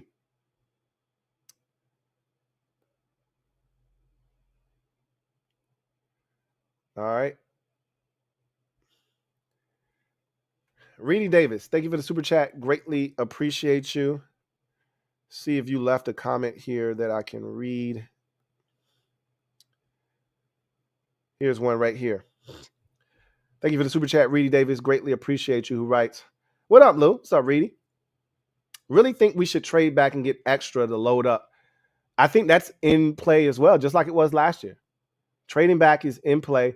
The difference is last year we were void of picks in the mid rounds. And remember, Martin Mayhew made it abundantly clear that he thought the strength of last year's draft was the mid rounds, because there were so many COVID players that came out last year that, that was one of the deepest draft classes in recent memory. They thought start to finish. And there were a lot of players that in other years would have been drafted that didn't get drafted, because obviously there's only 250 some odd slots available in the draft. And there were probably, close to 400 draftable prospects last year. That's not the case this year. So I don't know if they'll feel the need, the pressure. Remember also, there was no 3rd round pick last year. So there was this need to feel like, hey, we need to trade back to pick up more value in those mid rounds where we think the best value in this draft is. Washington has a compensatory 3rd this year. So while you're forking over your initial 3rd, you still get a compensatory 3rd. So there's not this desperation like there was last year to move back. And I don't think that they feel like the meat and potatoes of this draft, the best value in this draft is rounds 3 through 5 like it was last year. So I don't know if they feel like trading back makes the most sense when maybe the best value is staying right at 16 and getting the best player available for your team instead of trading back and getting a lesser player in a lesser draft, if that makes any sense. So we'll see what they decide to do. Last year, it felt imminent, like they're definitely trading back. I don't get that sense this year, but things can change. It's a fluid situation. Still a lot of time to go in the draft. We'll probably have a better feel for what they're going to do as we get into April. Right now, free agency is upon us. They're really, focusing their attention on that right now. And then once the dust settles and the smoke clears from that, you refocus on the draft. You really narrow your focus in on these pro days and things of that nature, which will take place later on in March. And that's when we'll start to hear about what maybe some of the draft of strategies for Washington may be, I think you'll see them do what they feel like is in their best interest, which I think may be ultimately to stay at 16. Got a super chat here from my guy JP, John Perez. Thank you for the super chat. Greatly appreciate you. My guy John Perez writes, you think any of the first round quarterbacks will start day one? Absolutely, John. You know how this works. You take a guy number 1 overall, he's starting week 1. Absolutely. The Colts trade up to number 1 to take CJ Stroud. He's starting week 1. What other recourse do they have? The Texans take Bryce Young, number 2 overall. He's starting week 1. Are you kidding me? Those two are starting week 1. Now, I can't speak for Will Levis or Anthony Richardson. I don't think either one of those guys are ready to start week 1. Maybe Will Levis, you could start week 1. I wouldn't personally do that, but you probably could get away with it if you needed to. Anthony Richardson, absolutely not. And so, without a doubt, you're going to see 2, at a bare minimum, 2 day 1, week 1 starters as rookies at the quarterback position. We did not have that last year. Remember, 1 first-round quarterback. That was Kenny Pickett. They started Mitchell Trubisky. As it always seems to happen, that quarterback either gets hurt or they finally realize, what are we doing here? We got a first-round quarterback and he's on ice? No way. Got to put him in there. Only way he's going to get any better is if he plays. And so I think they're going to just throw those young boys into the fire and see what they're capable of. So, yeah, you're going to definitely see some day 1 starters next week. Let's see. John Perez, my guy, JP, thank you for the super chat. Greatly appreciate you. Double up. Thank you for doubling up, JP, who writes, I remember when Robert Beal committed to Georgia as a 5-star several years ago, thought he was going to be the next big thing in college. It happens like that sometimes. You go to a school, this guy is highly touted, top of his class at his position, gets to school, and it just doesn't work out, the way that he thought it was going to work out. His talent suggests he should be one of the best players in college, and it just doesn't happen. And we see it in college basketball. We see it in college football. The difference now than before is these players won't hesitate to jump into the portal now because you can play right away. So before it was a penalty. You got to sit out a whole year, man. That's tough to stomach. Now with no penalty, you just jump into the portal. You say, all right, I'm not getting on the field. I'm not getting snaps. I take my talents to Tennessee, or I go to Bama, or I go to Ohio State. There was so much talent on that Georgia roster. They've been churning out edge rushers and linebackers and corners. Like year after year, new guys are coming out off that defense. So he probably just got caught in the grinder that is the Georgia Bulldogs program. John Perez, thank you for the super chat. Greatly appreciate you. My guy, JP, writes, did you hear the Vikings released Eric Kendricks? I'd be on board with that signing. Won't cost a ton, and he's been good for so long. Again, he's 32 years old. Of course, I heard that he got released, but he's 32 years old. That's not what Ron has done since he's gotten here. He's not looking for the aging veteran player. He showed that last year when we needed help at corner, and instead of going and getting a veteran, he decided to go get 2 young boys that had limited to no experience in the league. And it cost us. We got cooked in those first couple of games where Rashad Wild Goose was having to man the slot for us. It wasn't until they moved Juice outside, start playing around with some things, and it settled down the cornerback position for us that we were able to start to calm down in the secondary. And it still wasn't because of any of the corners. It's not like Danny Johnson jumped in the nickel and gave us some quality snaps.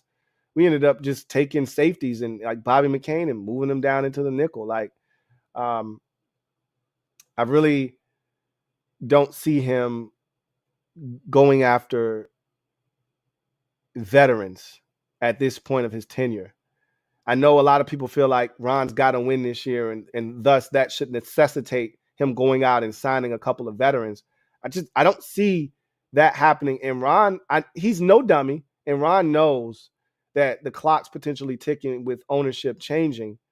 But at the same time, Ron's still thinking about the long haul. He's still thinking about the end game. Like, what are we really looking to accomplish here? And I don't think he feels like going the veteran route. I mean, look at defensive line. We didn't have a lot of depth going into the year to begin with. And week one, first quarter, Fedarian Mathis goes down just like that. And he could have panicked and went out and signed Sue or Linval Joseph or one of these veterans that were just sitting out there waiting for a phone call. He didn't. He went and got a couple of young boys, Patua Ia, and he went and got your boy from Dallas. I always forget his name. Mr. Powerbomb. And, you know, look how it worked out for us. So I don't see Kendricks being on his short list. There are so many young linebackers in free agency that this team can go after. I just don't see them going after an aging veteran, Eric Kendricks, with his best football behind him, when they got guys out there that are 25 and 26 years old in the prime of their career that aren't going to cost you a ton of money, like Bobby Okereke, right? Or Okereke, excuse me, Bobby Okereke, or David Long. These guys are going into the prime of their careers. I think they would rather go in that direction. John Ridgway, that's his name. John Ridgway.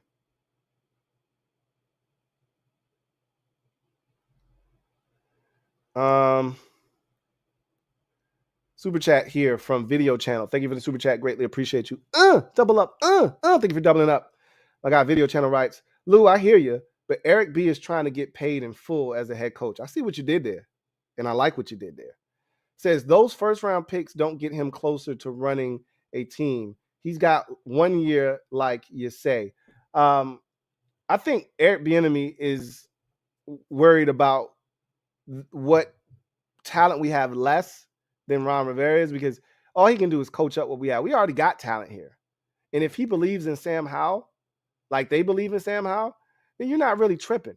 It's enough stuff here for him to replicate what they did in Kansas City here in Washington. You just got to fix the offensive line. But between the receivers, the running back, we don't have Travis Kelce. We don't have that. But between the receivers that we have, the collection of tight ends, and the backs that we have, it's enough stuff here to get the job done. So I don't think he's really tripping about that. It's more about Ron and having success by winning. Because Bieniemy could have this offense rated 7th in the league. We could be scoring 28.9 points a game, roughly 29 points a game, and we could still end up 8-9, and Ron could get fired. But Bieniemy turned around one of the worst offenses in the league and turned them into one of the best. He still could get a job.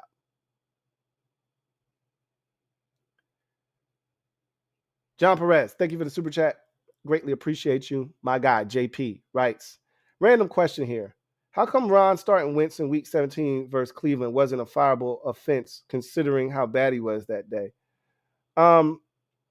Because, look, it could have been, depending on who your owner is, could have been a fireable offense. If he was coaching for the wrong team, he could have got fired that day. Compound that with the fact that he didn't know we could be eliminated, and that could have easily turned into a fireable offense. If he was coaching for Jim Irsay, he would have probably been fired. If he was coaching for the owner in Carolina, who fired him, 15 games into his first year, David Tepper, he would have probably been fired after that. But he's coaching for Daniel Snyder, who doesn't want anything to do with handling anything, which Ron has been doing all of that in this coach-centric approach. And like Ron wasn't ever in danger of getting fired. So while it wasn't the best move, and him not benching Carson at some point in that game made it even worse, he was never in danger of losing his job here in Washington. not with Snyder being in the position that he was in. It wasn't going to happen.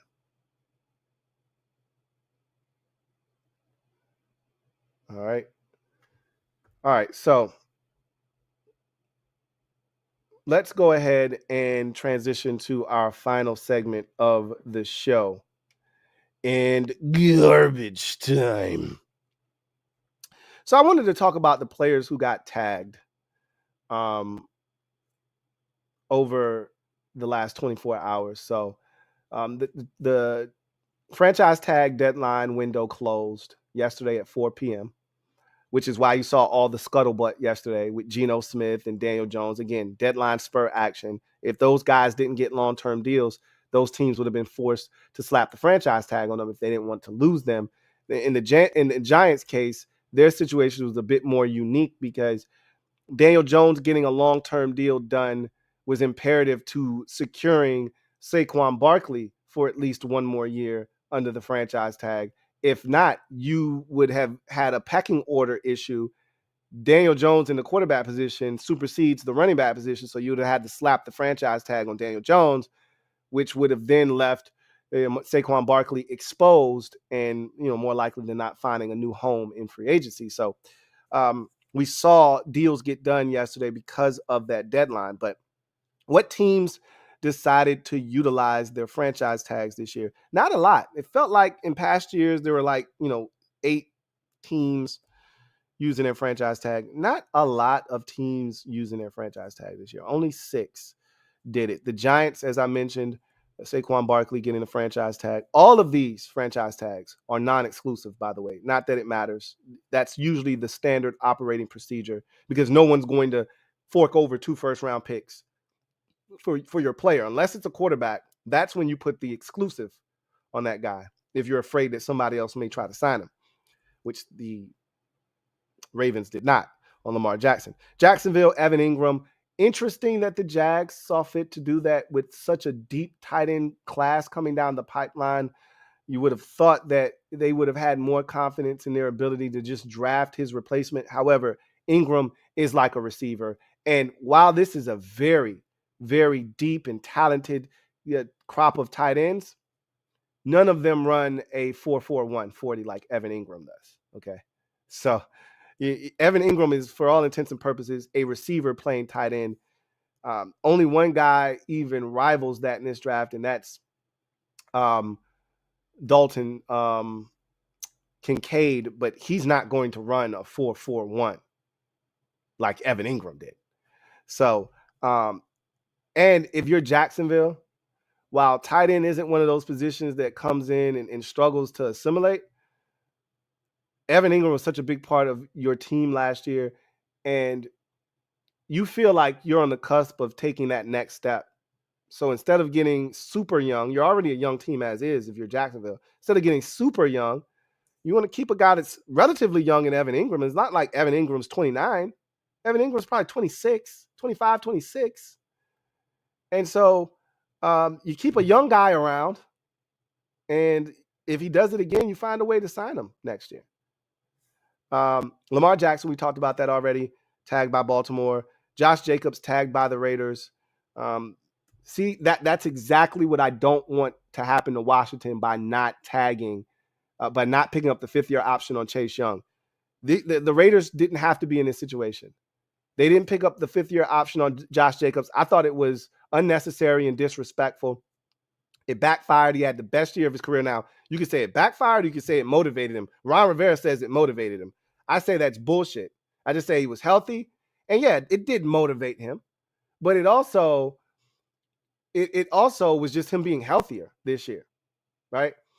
Was there a chip on his shoulder? You damn right there was, because he was in a contract year. He had to get paid.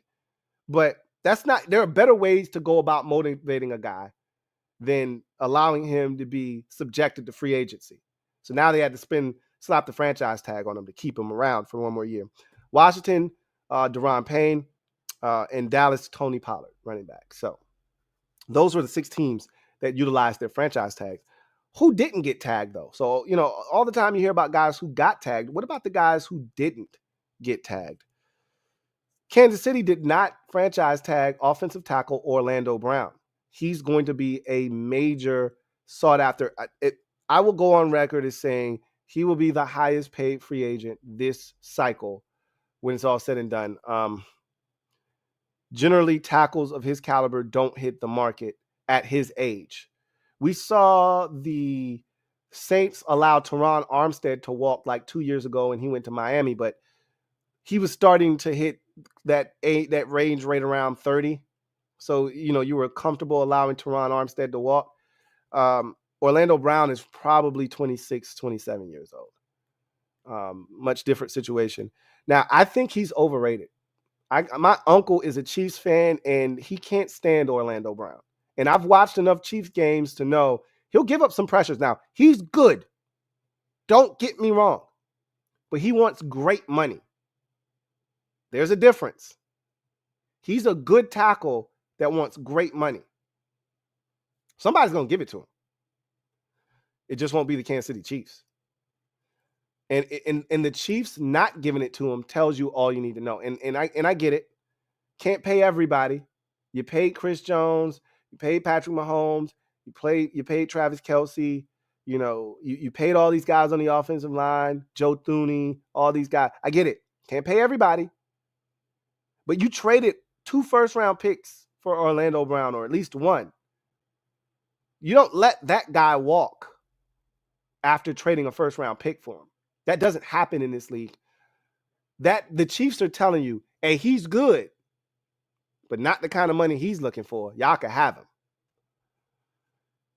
Eagles did not franchise tag CGJ, Chauncey Gardner-Johnson.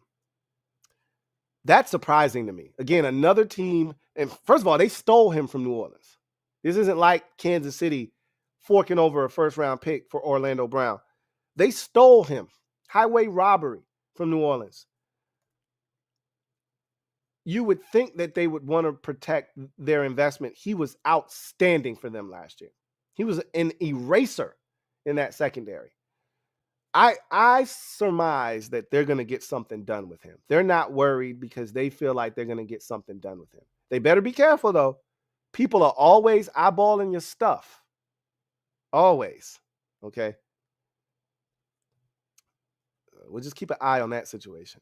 The Patriots did not franchise tag cornerback Jonathan Jones. I thought that there was another Jones last year that made Jonathan expendable in Jack Jones, the rookie out of Arizona State, who was phenomenal for the New England Patriots last year. They even got some stellar cornerback play, I think, from the other Jones that was the kick returner that ran back the punt for the touchdown against the Jets, who was a dynamo on special teams. He even was playing some quality corner for them. So I think they all Jonesed out over there. They're Jonesing for some Joneses, but not Jonathan Jones. Even though there's still mutual interest him coming back to New England. You know how the Patriots do. They did the same shit to Wes Welker. They did the same shit to Julian Edelman. I can't stand it. It was tolerated when Brady was there. Don't nobody want to go for that shit. Jacoby Myers is going to be a free agent. They already don't have shit at receiver as it is. That's the Patriot way, though. Go find out what your market is and come back to us. And then don't scoff at this last one. Los Angeles Rams did not franchise tag place kicker Matt Gay. Don't laugh. Don't snicker at that shit. That's a big time free agent. Man is 60 of 64 on kicks over the last 2 seasons. He missed 2 kicks last year, 2 kicks the year prior. That's it. And I was thinking to myself, I went and looked it up because I was curious. I said, I bet you your monkey ass missed them kicks outside. You've been kicking in a controlled environment in Los Angeles the last couple of years. So that's why you got your shit together. I bet you when you took your ass outside, like all the rest of these kickers, you missed some kicks. He was like, nah, bro, you got the shit all wrong. All my kicks I missed came at home. I don't miss shit outside. I can kick anywhere. And he said, and one was 60 plus and the other was 58. Holla at your boy. I said, well, shit, you got me. Somebody's going to get their ass a kicker next year, Matt Gay. And he's going to get paid good money. Kicking is a must in this league. Must. All right. Got to have it. You got aspirations of winning the Super Bowl? Chiefs won by a field goal in the Super Bowl. You got aspirations of winning the Super Bowl? You better have a damn good kicker. Other notables who weren't, you know, close to getting franchise tagged or already got franchise tagged, but they will be free agents. Jimmy Garoppolo in San Francisco. I think he's going to Tampa, but we'll see what happens there. Jesse Bates III is no longer a Cincinnati Bengal. Remember, he got franchise tagged last year. And seems like he's eyeballing the Cleveland Browns because he wants to stick it to the Cincinnati Bengals. So keep an eye on that. Dalton Schultz of the Dallas Cowboys, they got tight ends for days, okay? When Schultz went down, Peyton Hendershot stepped up. They had another guy that was in there playing good ball. They got tight ends coming out of their ass. So they can let Dalton Schultz walk, but he is a huge piece of their offense. Someone's going to get themselves a really good tight end. He was franchise tagged last year by Dallas. The Eagles, we talked about this during the course of their playoff run. Win it this year because it may look vastly different next year. We already talked about Chauncey Gardner-Johnson not being franchise tagged. Now, Javon Hargrave had another stellar season, another double-digit sack year. Somebody's going to break that young man off. Will it be the Eagles? I don't know. We'll see. And James Bradbury, big mistake in the Super Bowl with the penalty, but he was phenomenal for the Eagles. He's getting up there in age, though. They're probably going to replace him with a young boy at number 10. That's my guess. But still a quality corner. Teams always can use a veteran like James Bradbury. He'll be on the move. And then safety Jordan Poyer of the Buffalo Bills, still playing at a very high level, is a free agent. See if the Buffalo Bills can retain his services. Can't re-sign everybody. They're going to probably lose the linebacker in free agency after keeping Matt Milano. They're probably going to lose their other stud linebacker this year in Tremaine Edmonds. Maybe they lose one of those safeties. They had a pair of safeties for the last about 4 or 5 years, and Micah Hyde and Jordan Poyer, that they made up a terrible tandem in the back end of that Bills secondary. Maybe Poyer is on the way out. He's up there in age. He's got to be. Started his career in Green Bay, went to Buffalo. He's got to be either pushing 30 or over 30, but still a name to watch in the free agent market. So that is going to do it. Friday, I think we'll be back on Friday. I want to talk about all the guys that were cap casualties, all the free agents, because next week free agency is upon us. So a lot of guys are available. My guy JP brought up Eric Kendricks. I brought up earlier today the Buccaneers released tackle Donovan Smith. The Dolphins released Byron Jones. There are other guys. The Chiefs releasing Frank Clark. There are going to be a number of guys that are going to be available in free agency. So we'll talk about that next week. Anyway, I digress. That's going to do it for me, your man Louie T, here on the 318th installment of the Louie T Network podcast. I look forward to chopping it up with you guys next time. If you're a Washington fan, we will chop it up tomorrow night, 9:30 live for the Command Post. So much to get to. We'll talk about Lamar Jackson, obviously. We'll talk about the wide receiver coach position. That's a position that we thought was a done deal. They've already interviewed 2 other guys, including a former wide receiver and Bobby Ingram. So that's a coaching position that has not been yet finalized. And so we'll talk about what's going on there. And then, of course, we'll talk about free agency as well, as that is right around the corner. So until next time, you guys take care. You know what it is. I'm your man, Louie T, signing off.